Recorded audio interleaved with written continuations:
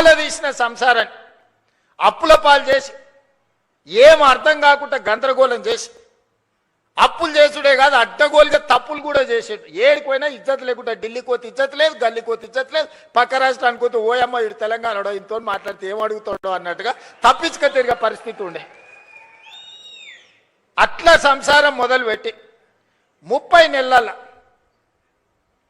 సమాజంలో గౌరవాన్ని పెంచుకుంటూ సమస్యల్ని పరిష్కరించుకుంటూ విధ్వంసం అయిపోయిన తెలంగాణ వికాసం వైపు నడిపించుకుంటూ ఒకటొకటిగా సమస్యల్ని పరిష్కరించుకుంటూ మిమ్మల్ని అందరినీ సమన్వయం చేసుకుంటూ పొద్దున్న లేతే రాత్రి వరకు మీ మధ్యలోనే ఉండి తప్పించుక తిరగకుండా ఫామ్ హౌస్లో వండుకోకుండా ఎప్పుడైనా మీ మధ్యలోనే ఉంటే ఇంకేం చేస్తారు? ఏం చేస్తారా? కష్టం ఉందనంటే ఓ రోజు కోపం వస్తుంది, ఇంకో రోజు అయ్యో పాపం పిల్లగాడు ఏదో తిప్పలు పడుతున్నాడా, నడవని సంసారం నడుపుతున్నాడు కదా అని అంటారు. తప్పించుకు తిరుగుతామంటారు, వీడు ఉత్త దొంగోడు ఉన్నట్టున్నాడా, ఎమ్మ దొడ్డకు రాడు దొంగోడు కాదు అన్నట్టుంది సంసారం. ఇట్లాంటి దొంగోడు ఎట్లా ముఖ్యమంత్రి అయ్యిండా అనుకునే ప్రమాదం ఉందా? మరి అందుకే ఇయ్యాల ఏం చేసింది ప్రభుత్వం అని అడుగుతారు. నేను సూటిగా కొన్ని లెక్కలు వ్యవసాయానికి రైతుల గురించే చెప్పదలుచుకున్న, మిగతా అన్ని నేను ఈరోజు చెప్పదలుచుకోలేదు. ఎందుకంటే ఇది రైతుల పండుగ, ఇది రైతు వేదిక, ఇది శిల్పారామం కూడా ఒక రైతు వేదికగా మార్చి ఇవాళ మా వ్యవసాయ శాఖ కమిషన్ కోదండ రెడ్డి గారితో సహా మా సభ్యులందరూ ఈరోజు రైతుల కోసం మంచి ఎట్లా చేయాలన్న ఆలోచనతోని ఇవాళ వందలాది రైతు వేదికలలో ఇవాళ మనోళ్ళందరూ కూర్చొని ఉన్నారు. నేను ఇవాళ ఉన్న విషయాలు మీ ముందర చెప్పదలుచుకున్నా.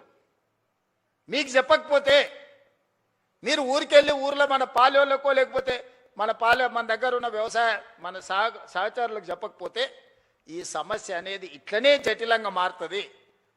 ఇవాళ రైతు రుణమాఫీ 25,35,000 మంది రైతులకు 20,677 కోట్ల రూపాయలు 2 లక్షల వరకు రైతు రుణమాఫీ చేసిన మాట వాస్తవం కాదా? ప్రతి ఊర్లో రైతుల వివరాలు గ్రామ సభలలో చదివి వినిపించినాం. రైతు భరోసా ఆయన రైతు బంధు అన్నాడు.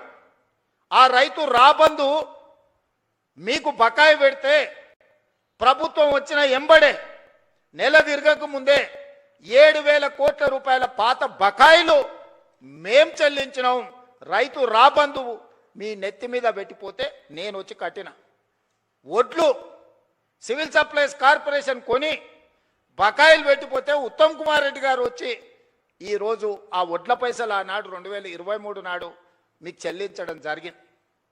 ఇవాళ రైతు భరోసా 10,000 సంవత్సరానికి వాళ్ళు ఇస్తే 12,000కు పెంచి ఇప్పటి వరకు 27,000 పైచిలకు కోట్ల రూపాయలు మీ ఖాతాలేసి ఇవాళ మరో 9,000 కోట్ల రూపాయలు వేయడానికి మొదటి విడత 9 రోజుల్లో మీ ఖాతాలో 9,000 కోట్లు వేయడానికి దాదాపుగా రైతు భరోసా మీద ఈ విడతతో కలిపితే 36,000 కోట్ల రూపాయలు ఈరోజు రైతులకు అందించిన చరిత్ర ఈరోజు ఈ ప్రభుత్వానిది.